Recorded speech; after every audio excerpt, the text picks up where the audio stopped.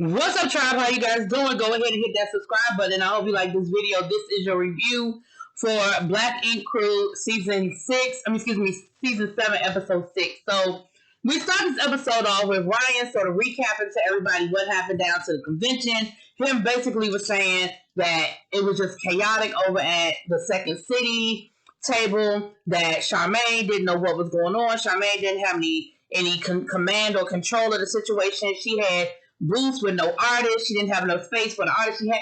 He said it was just too much going on, and it just seemed to be all out of whack. Prince ended up tattooing with him, and I missed this last week. Prince tattooed with Ryan, but Ryan took 50% of what he made. Now, I don't know what the split was going to be over to Second City, but that's a lot. 50%?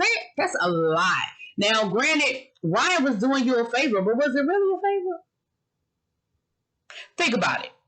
If Ryan had the extra space, then what that means is that was going to be a seat that wasn't being used, which means Ryan wasn't going to make any money off that spot, right? So now he goes from making no money off that spot. Maybe he got extra space so they can spread out, whatever. He's going to scoop Prince in. So he went from making $0 on that spot to 50%. I don't know nothing about the industry. I don't know if that's standard. I don't know if Ryan was getting over. I don't know. But he didn't have to do it. So let's be clear. He didn't have to do it. So I'm not saying Ryan was wrong for making money. I'm just saying 50% is a lot.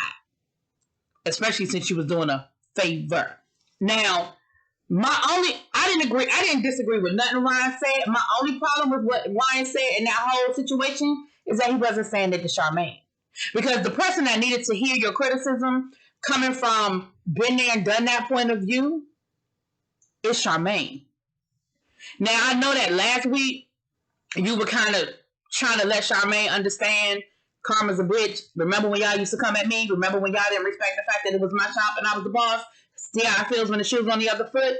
But I feel like a lot of what Ryan was saying in that moment, Charmaine could have benefited from. And I think at this point, Ryan is the only person that can get through to Charmaine. We're going to get to that later. Now, while this is going on, Charmaine is, just to prove the point, Charmaine is down at her shop with her people and they playing Never Have I Ever. Bitch, what?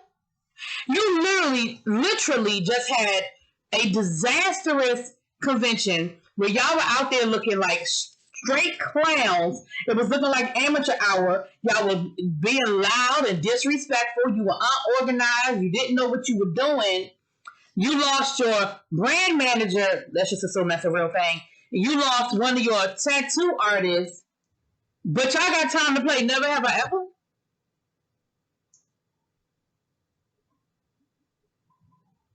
Girl, if you don't go get your house in order. Now, while that's going on, Kid is down at the beach with old boy, with the guy from London, and basically he made it clear that there's nothing romantic. Him and Kid are friends. They cool. He's not interested in fucking that friendship up by trying to take it a step further. Cool. He tells her, listen, while we was down at the convention, Ryan gave me an opportunity to tattoo a non-mag. I'm going to be here for a little while. I want to take him up on it. Kid's thing is, listen, Ryan got a lot of stuff going on with him, and me and Ryan ain't really seeing eye to eye right now. And to be perfectly honest, I'm not gonna put you in a position to make you feel no kind of way. I don't know, like it's a great opportunity for you business wise, but on the personal level, Ryan is just real unpredictable, and I don't know. But she didn't say no, I don't want you to do it. So then she started talking about where her and Ryan are. She said, me and Ryan, you know, we were close. We used to be real cool. Then we sort of had a little bit of a hiccup when that whole situation went down with him and Ant. He was in, when the news hit the blogs, he was in Vegas partying and it wasn't a good look.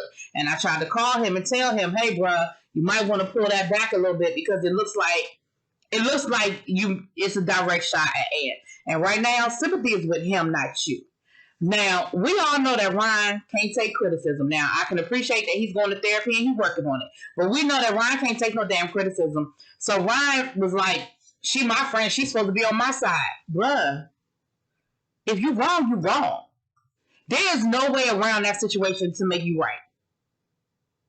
And I don't feel like what she did was wrong. What she was doing was trying to let you know, listen, I'm not saying you can't enjoy your life and have a good time, but right now you might want to just chill out for a day or two. You in Vegas, you partying, that's cool. Maybe you want to just chill out for a minute without getting on social media because it's not a good look, and the sympathy card ain't really in your favor.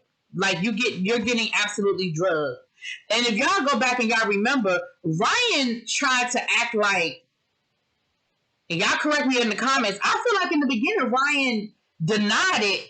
And then Ryan came back and kind of said it happened. I feel like Ryan denied it.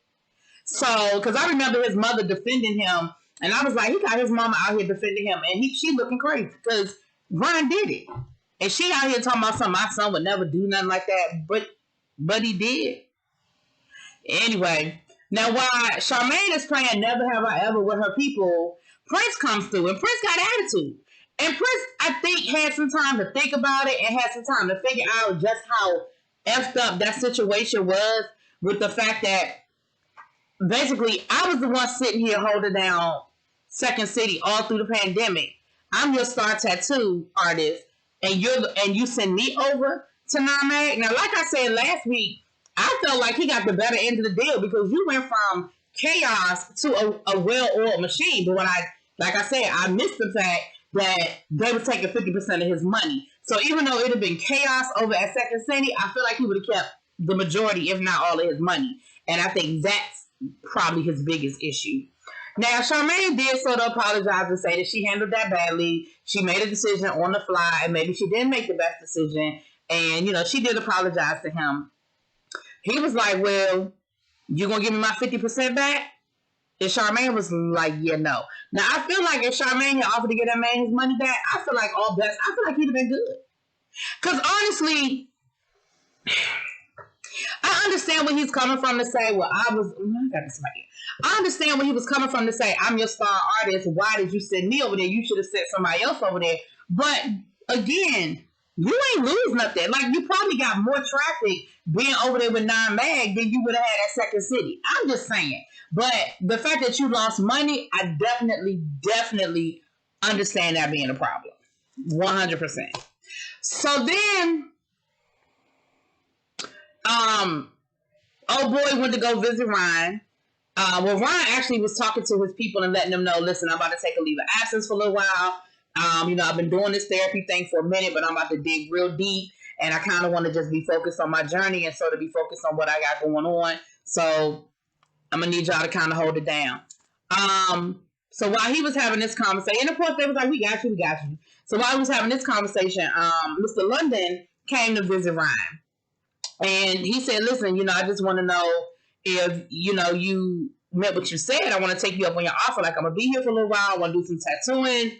I want to be here at NAMAG. Like, did you mean what you said? Now, here's the fact. Listen, Ryan has come a long way, but he still got some bitch assness about him. So Ryan said, listen, I just want, before I say yes, I just need you to understand that I don't really do the drama over here like that.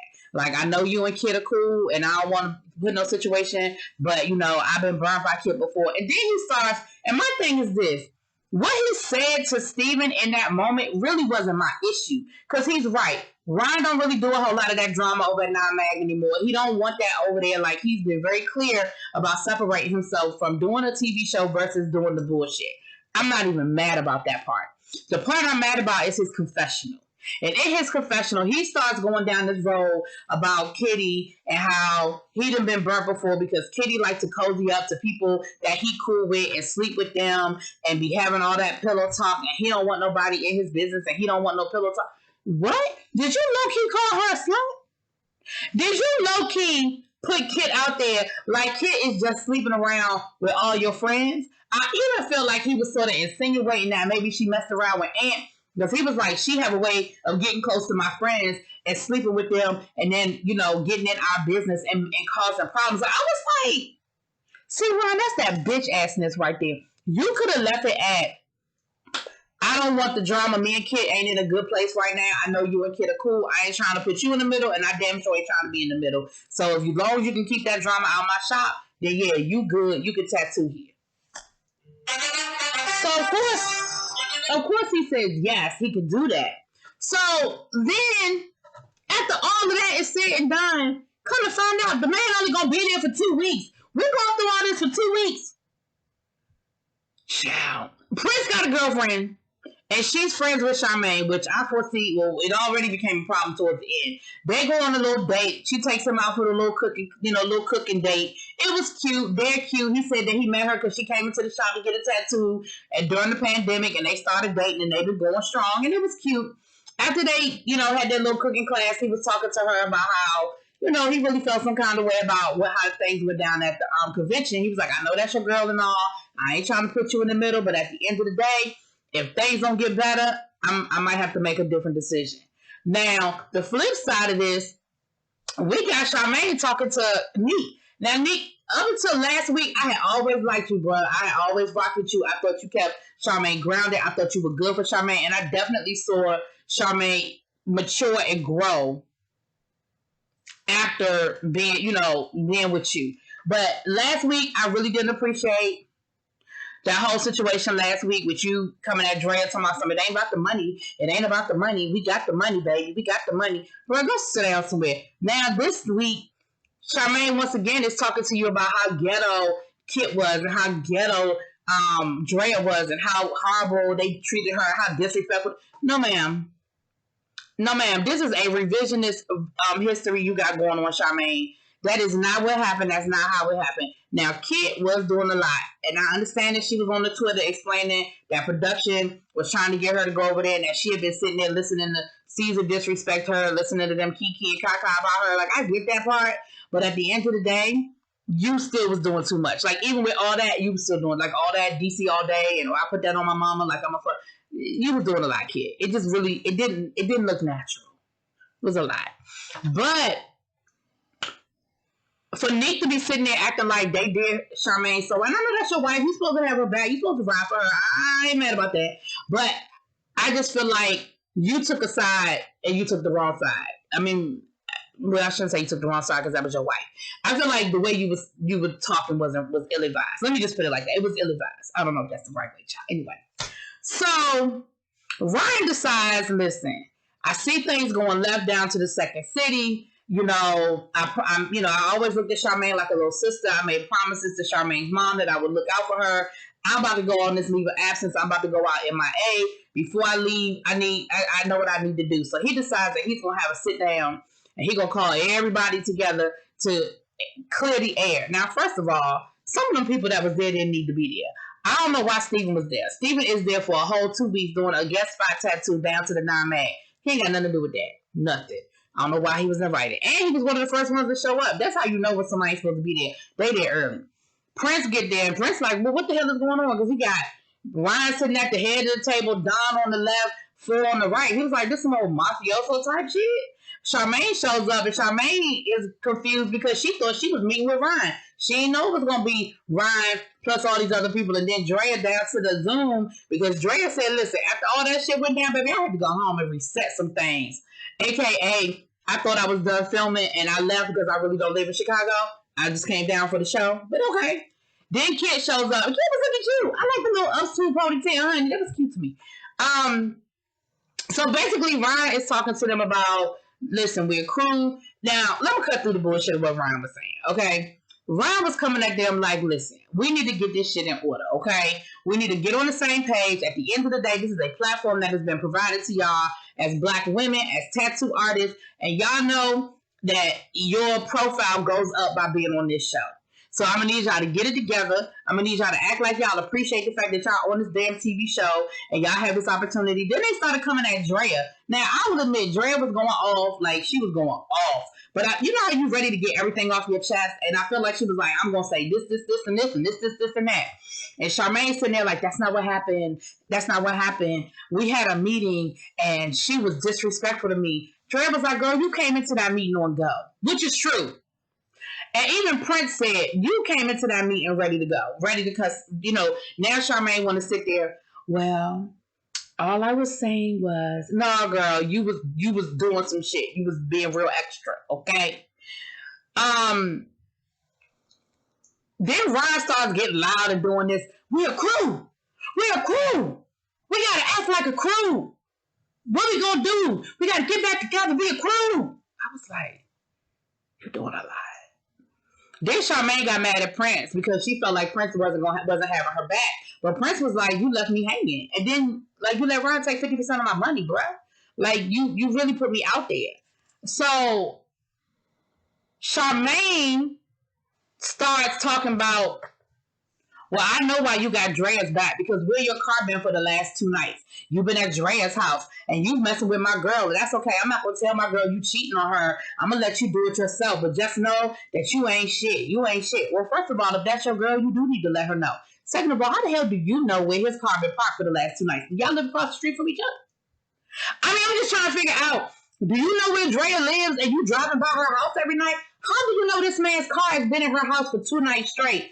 Unless y'all live in the same neighborhood. That's the part I need to know. She said she recognized his car, but y'all live in the city of Chicago. You know how fucking big Chicago is? Why you know where his car is? It doesn't matter if he has a recognizable car. You ain't in his neighborhood. How do you know? And then you assume that they sleeping together. Drea clearly ain't even in Chicago no more. So the fact that his car has been parked at her apartment doesn't mean that it don't even mean she was there. And I thought that was some old dirty shit. Then Drea started talking about something. No, that's not me that sleeps around with people at the shop. That's you. Here go Don. We ain't gotta bring up old shit. Hold up. Whoa. How that bullet hit me? I ain't even got nothing to do with what? I said, poor Don. He ain't gonna never live that down. So now Prince is really in his feelings because he's like, why the fuck? He said, see, that's what you don't understand about artists. We are artists. He said, we were up painting. He was like, yeah, I was at her house. We were painting. And your girl know what's going on. So it is what it is. You got yourself looking stupid. And it did. It made her look real petty and it made her look real stupid. Then Kit and Ryan started getting into it. And I thought that was so over the top and ridiculous. Ryan really got out of his bag. Because they, once again, and Kit was like, Ryan, I thought we had cleared that up. Like, you still mad about something I said to you about Aunt months ago. I thought we cleared that up. Like, I thought we were cool. So why are you bringing this up? Why are you still mad? What are you doing? Why are you in your feelings about it? Anyway, child, that was where the episode ends, honey. I don't know. Are we close to the end? This felt like a finale or a next to finale or I don't know what's going on. Ryan said he about to go on a leave of absence. Drea ass ain't even in the city no more. They had to damn near escort Ryan out the building because he got so mad and act like he was going to jump across the table and Kit. Then on his way out the door, he called Kit a bitch. I was like, what? How did we get here? Like, what? So I don't even know, child. That was pretty much where the episode ended. I don't know where we picking up next week because I don't even know where we go from here. Anyway, y'all let me know. I'll talk to y'all later. Peace.